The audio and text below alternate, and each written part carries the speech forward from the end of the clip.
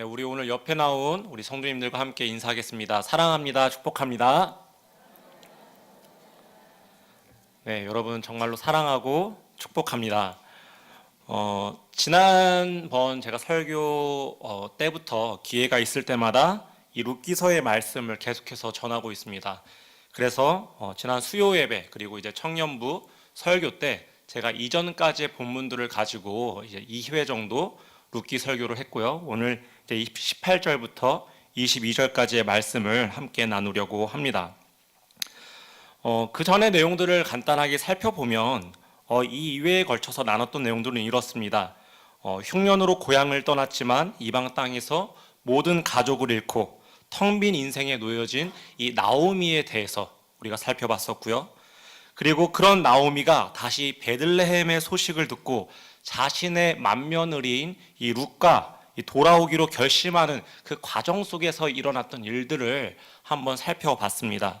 그리고 오늘 이제 결국 이 두 사람이 베들레헴으로 돌아오게 된 시점부터 우리가 이제 이 말씀을 나누게 될 건데요. 바로 이전 본문에서는 허망하게 이 홀로 고향으로 돌아가려던 나오미를 그녀의 며느리 중 한 사람, 이 룻이 자신의 미래와 가능성을 다 저버리고 나오미를 따르겠다는 순종의 고백을 하게 됩니다. 이렇게 늙고 연약한 자에 대해 하나님의 사랑을 베푸는 대목이 바로 전 본문에 있었습니다. 그런데 여기서 그 마지막 내용을 지난번 설교 마지막 내용을 이렇게 보면서 제가 한 가지 의아했던 점은 무엇이었냐면 이 룻의 고백 뒤에 보인 나오미의 차가운 반응 때문이었습니다. 먼저 이 룻이 어떤 고백을 했었는지 다시 한번 보도록 하겠습니다. 16, 17절을 보면 룻이 이렇게 고백을 합니다. 제가 읽겠습니다. 중간부터 말씀을 드리겠습니다. 어머니께서 가시는 곳에 나도 가고 어머니께서 머무시는 곳에서 나도 머물겠나이다.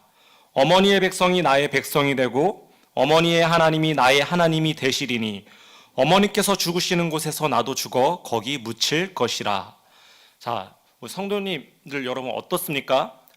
성경에 이 정도의 감동적인 언급이면 우리가 보통 이런 말들을, 이런 성경 구절을 들으면 어떻게 반응을 하죠? 보통은 이 좋은 글귀를 액자에 담아서 우리 거실을 걸어놓거나 아니면 개업하는 식당에 선물로 주거나 혹은 축하연 자리에 이 글귀를 적어가서 한번 읽어주거나 또 여기에 우리 고부간의 관계에 계신 우리 성도님들이 계실 텐데 이번 명절 때 우리 며느리가 오면 꼭 한번 읽어주면 좋겠다. 아니면 우리 어머님한테 내가 편지를 쓸 때 이런 마음으로 편지를 쓰면 정말 좋겠다. 아마 이런 우리가 생각들을 하지 않을까 싶습니다. 그런데 이 나오미의 반응은 우리의 이런 일반적인 모습과는 좀 이제 다르다라는 겁니다. 18절에 보면 나오미는 룻이 자기와 함께 가기로 굳게 결심함을 보고 무엇라고 말하고 있습니까? 말하기를 그쳤다라고 성경이 이야기를 하고 있습니다. 잘 생각을 해보세요. 이 룻이라는 며느리가 고향으로 돌아가지 않고 이 늙은 홀어머니를 모시겠다고 따르겠다고 기꺼이 이 베들레헴까지 가겠다고 결심을 했는데 만약 우리가 나오미라면 아이고 며느라기야 고맙다. 정말 너가 이런 결정을 해줘서 내가 기쁘구나. 이런 말을 우리가 많이 해도 부족함이 없을 텐데 근데 이 나오미는 그런 표현이 하나도 없이 아무 말도 하지 않은 겁니다. 그저 이 무거운 침묵 외에는 다른 반응을 보이지 않았다는 겁니다. 물론 이 나오미에 대한 해석이 조금 과하다고 생각할 수 있지만 그 뒤에 나오는 이 나오미의 언급을 보면 그녀의 심정에 대한 이런 해석이 틀린 것은 아니다라는 생각을 다시 한번 해볼 수 있습니다. 19절에 보면 나오미가 이런 침묵을 하고 그 뒤로 이 두 여인이 베들레헴으로 이제 떠나게 됩니다. 그리고 베들레헴에 거의 다 다다랐을 때 이 두 사람을 맞이하는 온 성읍들이 이 두 사람을 맞이했다라고 이야기를 하고 있죠. 여기서 말하는 온 성읍은 이 베들레헴의 여인들을 가리키는 말인데 아마도 이 그들에게 나오미의 도착이 어땠을까요? 몹시 큰 흥미와 흥분을 가져다 주었겠죠. 10년 전에 자기 남편과 그 이방 땅으로 떠났던 나오미가 돌아왔대. 라는 소식을 들었을 때 얼마나 그 사람들이 마음의 교차, 기쁨과 어떤 궁금증과 의아함들이 넘쳐나지 않았을까 생각을 해봅니다. 그래서 이들은 이 나오미를 앞에다 두고 이렇게 이야기를 합니다. 이런 질문을 하는 거죠. 이가 나오미냐 하고 말입니다. 저도 이런 이야기를 예전에 많이 들었습니다. 유년시절 저를 보시고 10년, 20년 만에 다 큰 저를 만나신 우리 부모님의 지인분들, 또 먼 친척분들은 저에게 그렇게 질문을 했습니다. 너가 정말 태진이냐? 아니 옛날에는 이렇게 짤따막하고 뚱뚱하고 장난치고 버르장머리가 없었는데 이렇게 다 큰 걸 보니까 키도 훤칠하고 170이 넘으니까요. 네. 키도 훤칠하고 얼굴도 잘생기고 목소리도 좋고 아 그놈 참 잘생겼네 라는 이야기를 이제 제가 들었다는 겁니다. 저는 거짓말을 하지 않습니다. 왜 웃으시죠? 네. 그런데 저를 그렇게 봤던 어렸을 적에 보았던 그 어르신들이 얼마나 놀랐겠습니까? 이처럼 10여 년 만에 나타난 나오미의 모습을 보고도 다른 여인들이 많이 놀랐을 겁니다. 이 나오미의 모습이 많이 변했겠죠. 몸도 늙고 함께 떠났던 가족들은 사라지고 한 낯선 이방 여인을 데리고 온 그녀가 믿기지 않았을 겁니다. 사람들은 긴가민가 하면서도 나오미에 대한 이 놀라움과 다시 보게 된 반가운 마음을 이런 식으로 표현했던 겁니다. 이가 나오미냐 하고 말이죠. 그런데 여기서 또 한 가지 이 나오미의 반응이 놀랍습니다. 나오미는 이 많은 사람들의 관심과 환대를 받으면서 고향에 들어왔는데도 불구하고 이번에는 차가운 침묵보다 더 부정적인 반응을 보이더라는 것이죠. 이 나오미라는 이름의 뜻은 기쁜, 사랑스러운 이라는 의미를 가지고 있다고 합니다. 그런데 이제는 나를 나오미라 부르지 마라. 나 하나도 기쁘지 않아. 나 하나도 즐겁지 않아.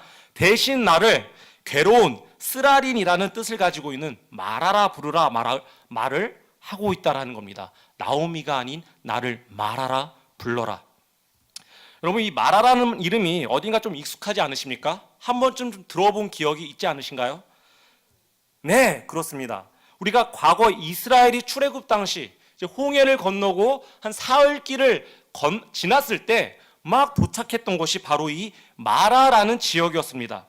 특별히 이 마라라는 이름이 나왔던 이유가 바로 조금 전에 그 쓴물이었죠. 물이 너무나 마실 물이 필요했던 이 이스라엘이 이 지역에 도착했을 때 찾을 수 있는 물은 쓴물밖에는 없었습니다.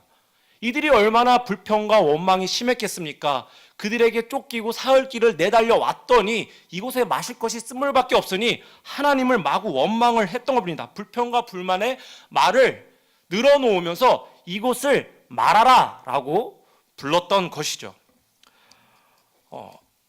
나오미도 마찬가지였습니다. 비록 이 자신의 텅 빈 삶에 며느리가 순종으로 은혜를 베풀고 마을의 여인들이 환대하였을지언정 인생의 쓴물을 마주한 그녀에게는 어느 것도 보이지 않았던 것입니다. 이 이스라엘의 백성들이 그 사흘 전에 홍해의 기적을 보았음에도 불구하고 그 쓴물을 마시면서 현재의 고통으로 인하여서 하나님의 은혜를 망각했던 것처럼 이 나오미 역시 하나님께서 조금씩 베푸시는 은혜들이 존재했지만 그 너무나 큰 고통으로 인해서 그 은혜들을 온전히 바라보지 못했다라는 것이죠. 저는 여기서 먼저 이 나오미의 고백에서 비참하고 고통스러운 상황에 처한 이 인간의 심정이 어떨까를 곰곰이 묵상을 해봤습니다. 그리고 우리가 함부로 나오미와 이스라엘이 자신들을 마라라고 언급했던 이 불평을 그냥 들으면 마치 철없는 철부지 아이가 내뱉는 말처럼 들리지 않겠습니까? 그런데 이것을 이렇게 가볍게 들어서는 안 되겠다라는 생각을 했다라는 것이죠. 우리도 그렇지 않습니까? 우리 인생에도 이렇게 말하라고 부를 수 있는 고통스러운 순간들이 있습니다. 예수님의 첫사람을 경험한 사람도 입시에 수차례 낙방을 하기도 하고 5년째 취업에 실패하기도 하고 사업에 부도 위기를 겪기도 합니다. 그리스도인도 하나밖에 없는 자녀를 잃기도 하고 또 결혼한 지 얼마 되지 않은 배우자를 이 세상에서 떠나보내게 되는 그 고통을 마주하게 되는 순간들이 있을 수 있다라는 것이죠. 그랬을 때 어느 누가 하나님의 사랑을 경험해 본 적이 있다고 하여서 내가 이전에 어떤 큰 은혜를 경험하는 자리에 내가 가보았다 하더라도 하나님을 원망하지 않고 또 다른 사람의 위로와 격려를 쉽게 받아들일 수 있는 사람이 이 자리에 우리가 얼마나 되겠냐라는 겁니다. 그만큼 이 고통이라는 것이 우리 눈을 가리기 시작하면 우리는 어느 누구의 배려와 관심과 사랑도 볼 수 없는 상태가 되더라는 것입니다. 나오미는 바로 그런 상태로 이 베들레헴에 도착한 것입니다.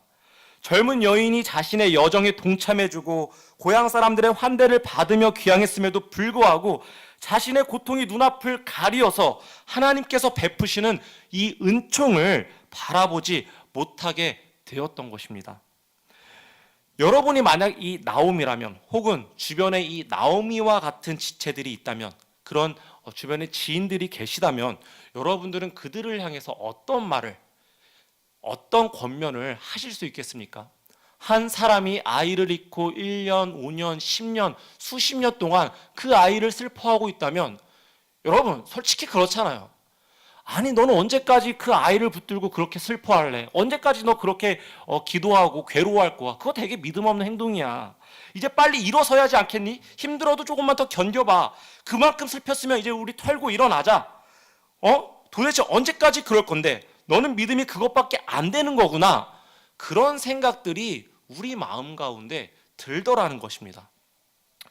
혹시 이런 말들로 이제 됐으니까 이 다음에 너가 그 고통 다음에 보여줄 그 믿음의 행동을 한번 이제 나타내봐 라는 조바심을 우리가 상대방에게 혹은 스스로에게 언급하거나 기대하거나 그렇게 우리가 채찍질하고 있던 것은 아니었는지 돌아보자라는 것입니다.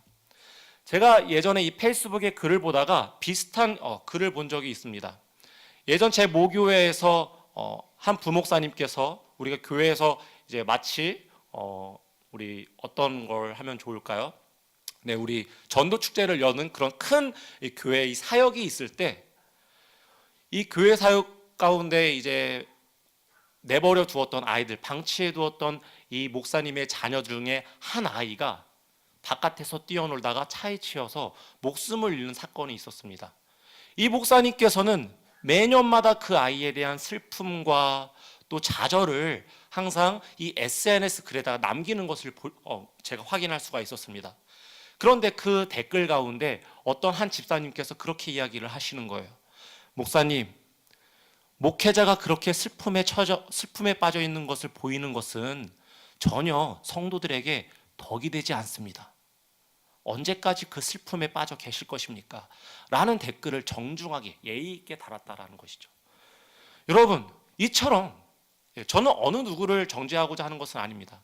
그러나 우리가 이렇게 누군가가 오랜 기간 동안 고통 가운데 빠져 있는 모습들을 볼 때면 우리 마음 가운데는 그것을 위로하는 마음보다도 이제는 조금은 진절머리가 나는 그런 심정이 스스로에게도 다른 사람들에 대해서도 들게 되더라는 것입니다. 물론 이 고난과 고통에 천착해서 헤어나지 못하는 건 역시 우리에게 영적으로 유익하지 못한 신앙의 자세이기는 합니다. 그러나 반대로 저는 이렇게도 우리가 생각할 수 있지 않을까 생각을 해봅니다. 반대로 이 고통의 문제를 너무나 쉽게 이 믿음이라는 능력으로 초월하려는 경향 역시 우리에게 건강한 것은 아니라는 것입니다. 다시 말씀드리겠습니다. 이 고통의 문제에 우리가 금방이라도 이 믿음으로 당장이라도 극복하려는 그 경향이 우리의 신앙의 태도에서는 무조건 건강한 자세는 아니라는 것입니다. 예를 들면 이런 거죠. 여러분, 예수님께서 겟세마네 동산에 올라가서 무엇을 하셨습니까? 기도를 하셨죠. 그 기도의 내용은 이렇습니다. 이 잔을 내게서 치워 주소서. 그러나 내 뜻대로 마시고 아버지 뜻대로 하옵소서. 우리는 이 기도문을 볼 때마다 명문이죠. 또 이 하나님의 순종에 대한 아주 모범이 되는 기도문입니다. 그런데 우리 성도님들은 이 예수님의 기도를 읽을 때마다, 묵상할 때마다 그 기도의 중요성을, 그 기도 가운데 방점을 어디에다 두고 그 기도를 읽으십니까? 대부분의 사람들이 바로 그러나 내 뜻대로 마시고 아버지 뜻대로 하옵소서, 바로 이 맥락에 방점을 찍는다라는 것입니다. 물론 우리가 바로 이 고통을 벗어나서 아버지 뜻에 따르겠다는 그 다짐과 순종이 나쁘다는 것은 아니지만, 그러나 우리가 바로 이 그러나 이후에 아버지의 뜻을 구하는 순종으로 나아가기 전에 한 번쯤은 발걸음을 멈춰서 우리의 호흡을 가다듬고 다시 한번 그 전 구절, 이 잔을 내게 치워주소서라고 그 절규를 외쳤던 그 예수님의 고통 앞에서 우리가 잠시 묵상할 필요는 있지 않을까라는 생각을 해보게 되더라는 것이죠. 비슷한 예로 아브라함이 하나님께 순종하여 이삭을 바치기 위해 이 모리아 산을 향할 때 우리는 곧바로 이 산 꼭대기에서 단 한 치의 망설임 없이 칼을 들었던 아브라함의 순종을 너무나 급하게 기대하더라는 것입니다. 그러나 여기서도 한번 생각해 보시기 바랍니다. 이 모리아산을 가는 여정 동안 저 멀리서 그 모리아산을 보이기 시작하면서 이 아브라함의 심정은 어땠을까요? 우리가 기억하는 그 아브라함은 당장이라도 그 이삭 앞에, 이삭을 그 제단에 바치는 그 순종의 모습 앞에 가슴 벅차하는 그 열광의 태도를 보이겠지만, 아브라함이 그 모리아산을 보면서 한 걸음 한 걸음 가까워질수록 우리 아들이 정말로 죽을 수도 있겠구나, 내 아들을 정말로 하나님께 바쳐야 되는 거구나 라는 그러한 심정으로 아비의 복잡한 마음이 들지 않았겠냐라는 것입니다. 이처럼 우리는 이 성경이 기록하고 있지는 않지만 충분히 인간이 가졌던 고통의 심연에 멈춰서, 그리고 그곳에서 자신의 모습을, 그리고 다른 고통 가운데 있는 자의 모습을 깊이 바라볼 필요가 있지 않을까, 그런 생각을 해보게 되더라는 것입니다. 그래서 이 니체라는 철학자는 이런 이야기를 했습니다. 얼마나 깊이 고뇌할 수 있는가가 인간의 위치를 결정짓는다. 우리의 신앙의 차이는 바로 여기서 결정이 되는 것입니다. 우리가 하나님의 은혜를 더욱 크고 넓고 깊게 경험할 수 있는 것은 하루라도 빨리 고통을 뿌리치러 뛰쳐나오는 것이 아니라 우리의 고통의 심연을 얼마만큼 돌아보는가, 그 심연 가운데 내 그 고통의 심연 가운데 얼마나 직면하고 있는가, 이것이 하나님의 은혜를 진정으로 체험하는 출발점이 된다라는 것입니다. 그렇기 때문에 여러분, 이 고통 가운데 빠져 있는 여러분 스스로를, 혹은 우리 지체들을 원망하시거나 정죄하시거나 나무라지 마시기 바랍니다. 그것은 그것대로 하나님께서 그 사람에게 하나님의 은혜를 주시는 그 과정과 그 심연의 자리라는 것을 이해를 하셔야 된다는 것입니다. 그렇게 우리가 이 고통의 문제를 바라볼 때 우리는 이 고통이 어디로부터 왔는가, 이 질문을 하게 될 것입니다. 도대체 무엇이 문제인가? 무엇이 이토록 나를 고통스럽게 하고 있는가 말입니다. 여러분들도 한번 생각해 보면 좋을 것 같습니다. 도대체 나오미가 이런 고통스러운 상황 속에 처한 이유가 무엇입니까? 흔히 많은 사람들이 언급하기를 이러한 문제들을, 그러한 원인들을 대부분 도덕적으로 설명을 하려 합니다. 그래서 이 나오미가 이러한 상황 가운데, 이러한 고통 가운데 처한 이유는 다름 아니라 나오미의 처지를 남편을 따라 모압 땅으로 갔기 때문에, 혹은 두 아들을 이 모압 이방 여인들에게 장가를 보냈기 때문에, 자신이 이 베들레헴으로 돌아올 때 고향으로 돌아갔던 다른 한 며느리를 붙잡지 않았기 때문에 나오미는 이런 고통과 절망 가운데 빠질 수밖에 없었다라고 말을 한다라는 것이죠. 실제로 우리 삶에서도 이러한 해석들이 참 다양하게 이루어지죠. 우리에게 일어나는 수많은 고난과 고통의 문제 앞에 참으로 이해되지 않는 경우들이 얼마나 많이 있습니까? 그래서 우리 역시도 이러한 고통들을, 이러한 도덕적인 문제, 이 도덕적인 행동으로 우리가 결론을 맺고는 합니다. 내가 교회에 안 나가서, 내가 성경을 보지 않았기 때문에, 내가 어느 누구를 원망하더니 하나님께서 나한테 이런 일들을 주셨나? 라고 말이죠. 그런데 사실 이 룻기서를 자세히 찬찬히 살펴보면 이 룻기서 어디에도 이 4장까지 되는 이 본문 어디에도 나오미의 고통에 대한 직접적인 원인을 언급하고 있는 구절은 단 한 절도 없는 것을 우리가 확인할 수가 있다라는 것입니다.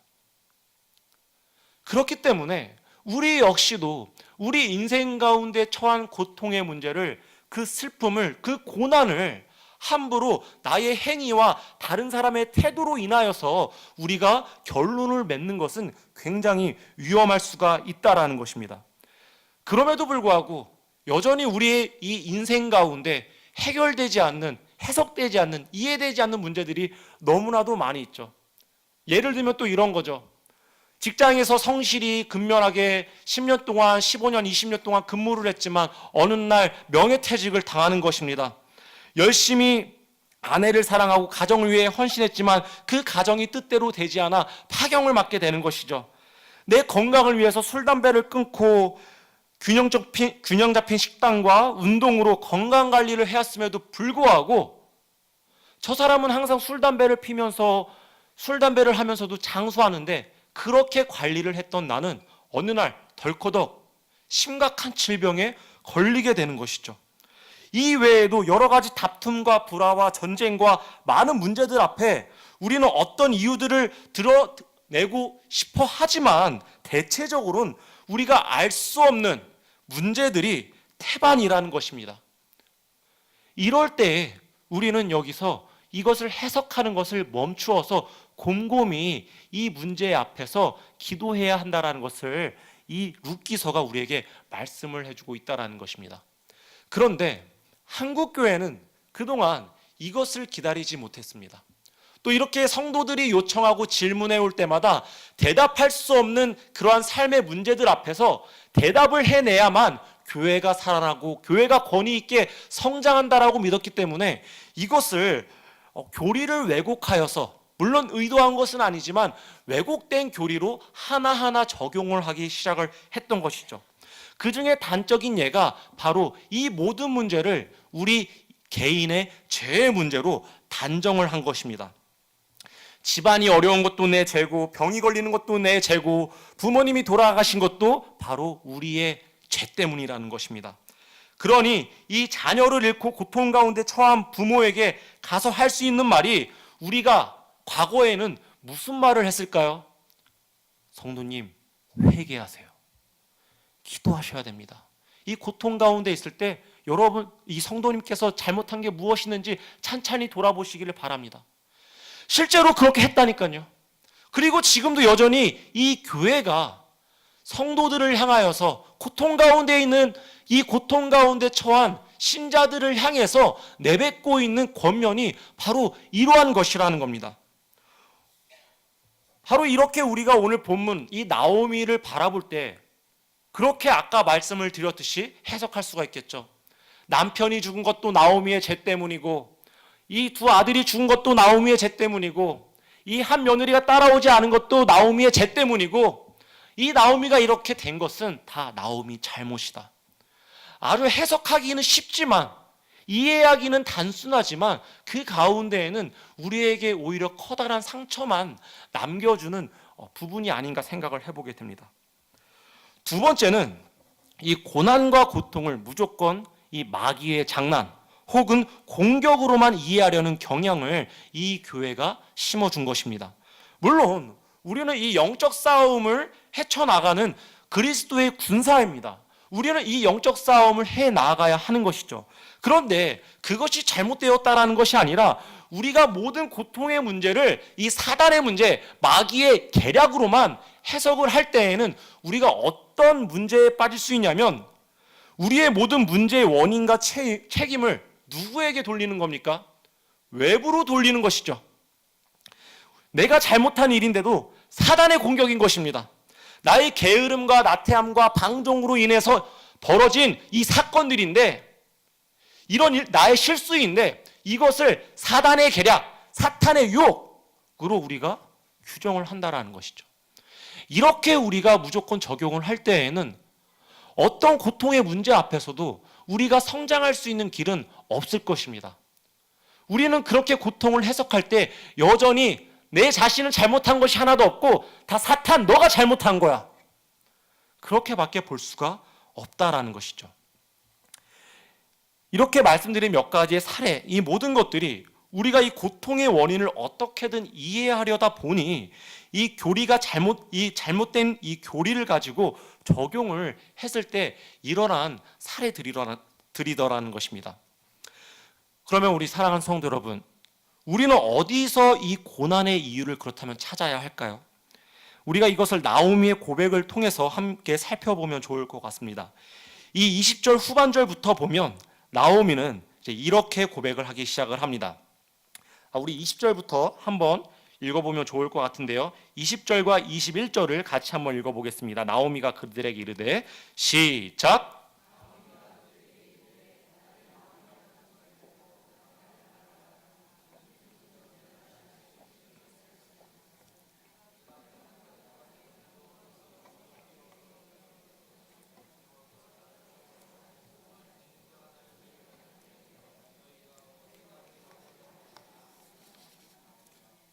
아멘. 자, 여기서 우리가 이 내용의 뉘앙스를 잘 이해를 하셔야 합니다. 그냥 들으면 독선이 가득한 불평처럼 들리기도 하고 믿음 없는 발언처럼 들릴 수가 있습니다.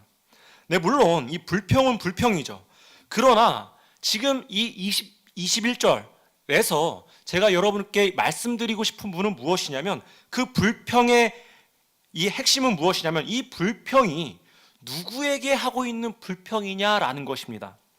자신을 두고 떠난 남편도 아니고 아들도 며느리가 아니라 지금 이 나오미는 자신의 이 고통에 대한 불평과 원망을 누구를 향해서 하고 있습니까? 바로 하나님께 대하여 이 자신의 고통이 하나님께로부터 왔다는 고백을 지금 이 나오미가 하고 있는 것입니다.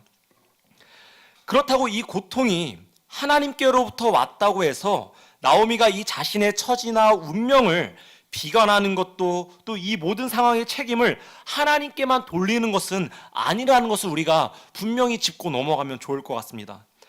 다만 이 나오미는 그녀는 이 텅 빈 삶의 책임을 하나님의 발 앞에 내려놓고 이 모든 문제가 누구 안에 있다? 하나님의 섭리 안에 있음을 고백하는 그 장면이 바로 이 20절과 21절의 내용이라는 것을 지금 볼 수가 있다라는 것입니다.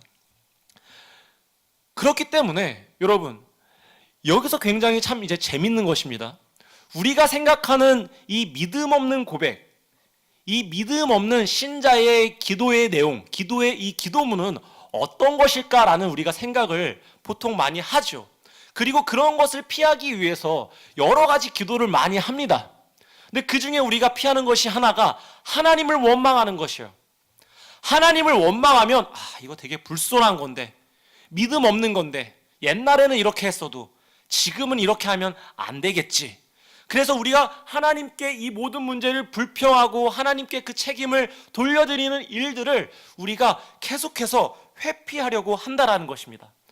그러나 우리가 다시 한번 생각해 보면 좋을 것 같습니다. 정말로 믿음 없는 고백, 믿음 없는 기도란 무엇일까요? 자신의 고통의 원인을 다른 데서 찾는 자들입니다.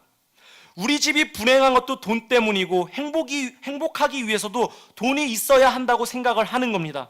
내 결혼 생활이 만족한 것은 배우자 때문이며 직장 생활이 즐겁지 못한 것은 저 구질구질한 상사 때문이라는 겁니다. 내가 기도를 하지 않고 말씀을 보지 않아서 교회 나가지 않아서라고 끊임없이 내 고통의 문제를 자신의 행위나 다른 존재와 책임에 전가하면서 찾는다라는 것입니다. 그러나 이것이야말로 정말로 믿음 없는 고백이자 믿음 없는 기도가 아니겠습니까? 이렇게 기도하면 우리가 기도할 수 있는 것은 무엇입니까? 저 사람을 고쳐주십시오. 저 사람을 바꿔주십시오. 나의 잘못된 것들을 변화시켜 주십시오. 제가 지금 말씀드리는 부분들은 우리의 그러한 기도의 태도가 다 잘못되었다라는 것이 아닙니다.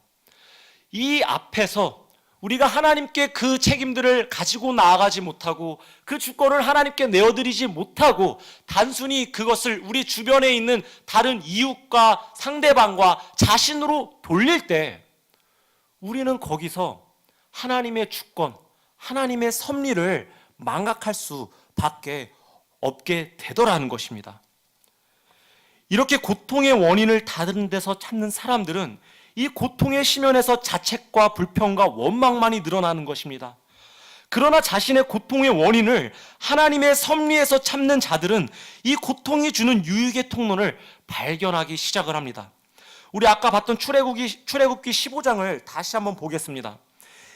이 출애굽기 15장에서 이스라엘은 마라의 쓴물을 마시고 자신들이 처한 고통의 상황에 다시 한번 직면했습니다.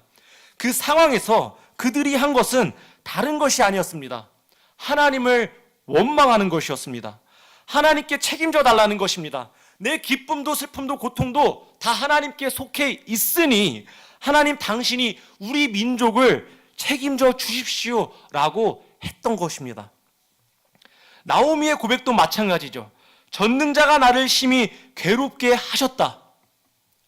이 나오미 역시 자신의 고통과 이 괴로움 앞에 다른 것을 붙들거나 다른 것을 찾는 것이 아니라 하나님 앞에 하나님께 원망하며 이 전능자가 나를 괴롭게 하셨다라는 고백들을 하고 있다라는 것이죠.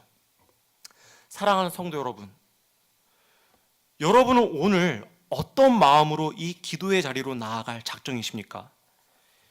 이 모든 문제를 사단의 역사로 규정하고 나를 고통스럽게 하는 이 무리들을 향해서 대적하며 나아가시겠습니까?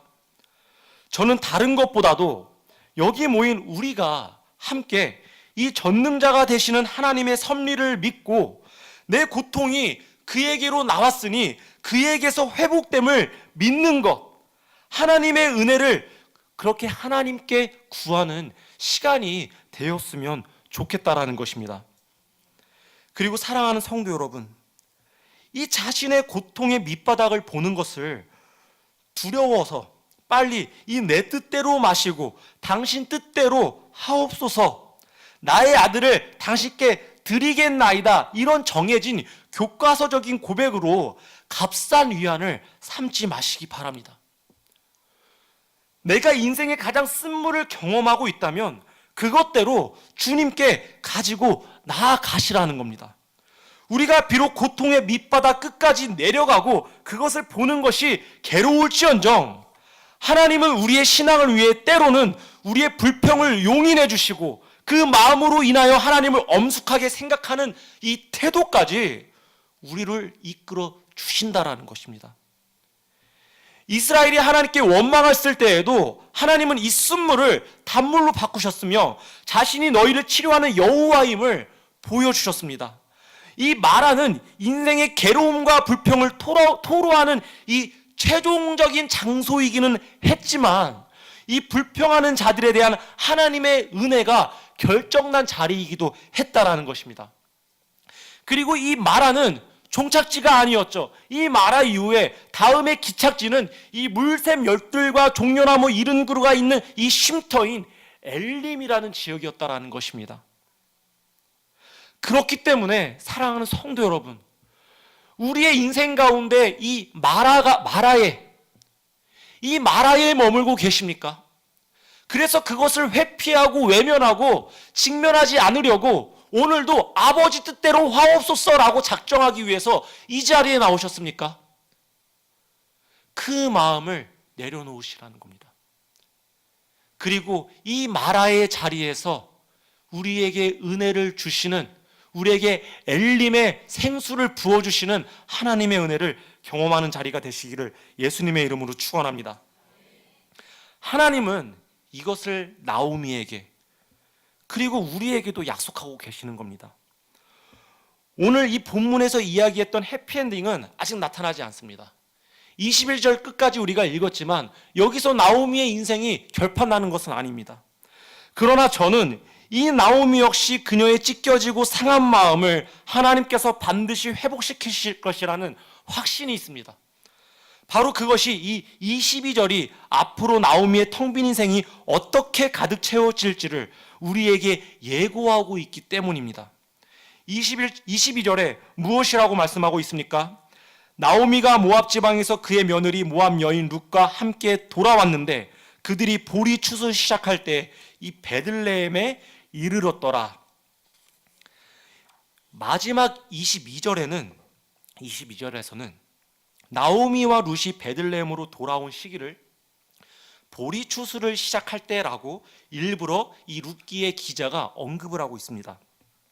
당연히 나오미가 의도적으로 그 날짜를 맞춰서 간 것은 아닙니다. 오해를 하시면 안 돼요. 조금 있으면 이제 보리추수 때니까 내가 베들레헴으로 가야지. 10년 만에요. 그것이 아니라는 겁니다. 우연히 베들레헴에 갔더니 그 때가 이 보리추수를 시작할 때였다라는 것입니다. 이 룻기의 처음 시작을 기억하십니까? 바로 이 베들레헴의 흉년으로부터 시작이 되었었죠. 그 흉년으로 시작되었던 이 룻기서의 말씀이 22절에 와서는 새로운 회복을 암시하는 이 희망의 메시지로 1장을 마무리하고 있더라는 것입니다. 이를 조금 더 제가 신학적으로 해석을 해봤습니다. 그랬더니 이 보리추수는 이 유대인의 7대 명절 중 어디에 해당할까요?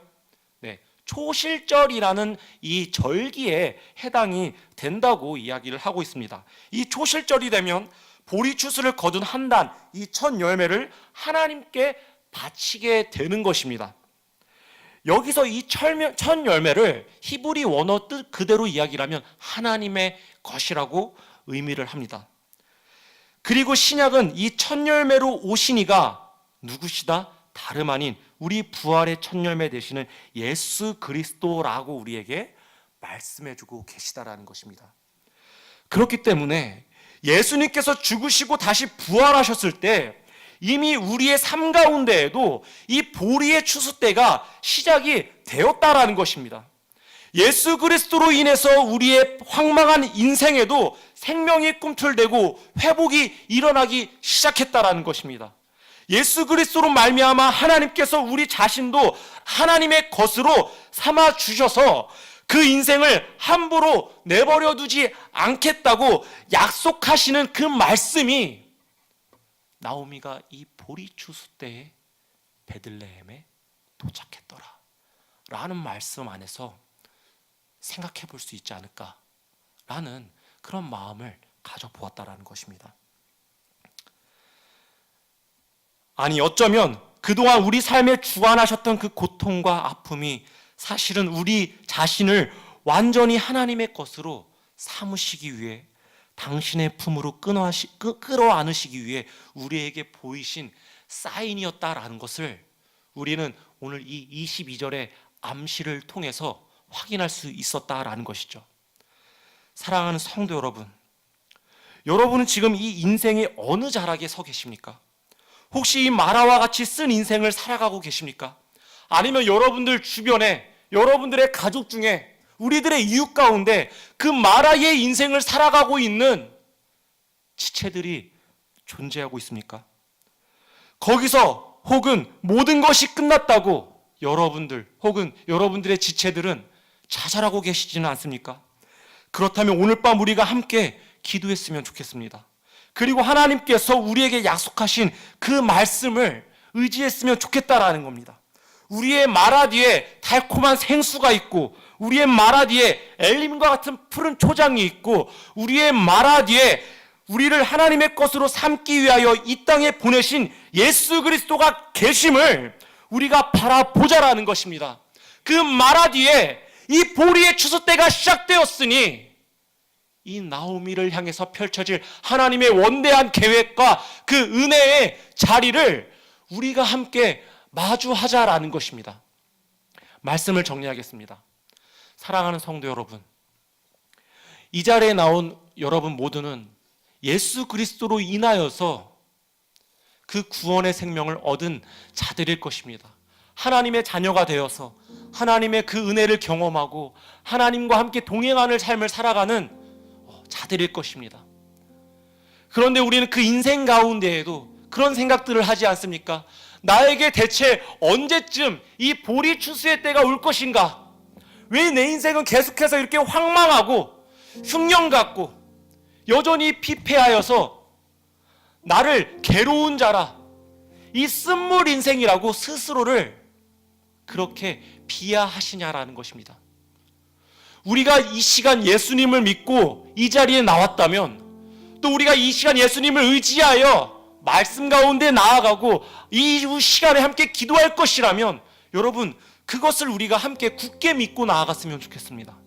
우리는 지금 이 보리의 추수 때에 참여한 자라는 사실을, 하나님은 물론 우리가 이 고통 가운데 눈이 멀어서 룻으로 인하여 보여주셨던 그 소소한 은혜의 자리, 이 10년 만에 돌아온 이 베들레헴에서 그곳에 있는 여인들로 인하여 환대하였던 그 축복의 자리를 바라볼 수 없을 때도 있지만, 지금 우리의 인생을 곰곰이 돌아보면 하나님께서 우리에게 계속해서 그러한 은혜를 베풀고 계시다라는 것입니다.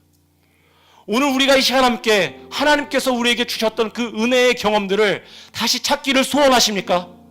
하나님께서 또한 더불어서 이후에 이 보리를 추수하여서 우리를 완전히 하나님의 것으로 삼으시고 우리를 이 부활의 첫 열매 되시는 그리스도와 함께 하나님의 나라의 자녀로 진정으로 삼아주실 그 원대한 계획을 여러분 믿고 신뢰하나라는 것입니다. 우리 함께 그 마음으로 나갑시다. 우리 함께 그 마음으로 우리의 상한 마음을 주님께 올려드립시다. 우리의 깊고 깊은 그 고통의 심연 가운데 머물고 있는 그 아픔들을 주님께 꺼내어, 아버지, 이 모든 것들을 주님 도말하여 주시고 해결해 주시고 우리의 영혼을 다시 한번 보리의 추수 때에 기뻐할 수 있는 하나님의 참된 자녀가 될 수 있도록 역사하여 주시옵소서. 그 마음으로 나아가기를 예수님의 이름으로 축원합니다. 우리 함께 이 시간 찬양하며 나아가도록 하겠습니다.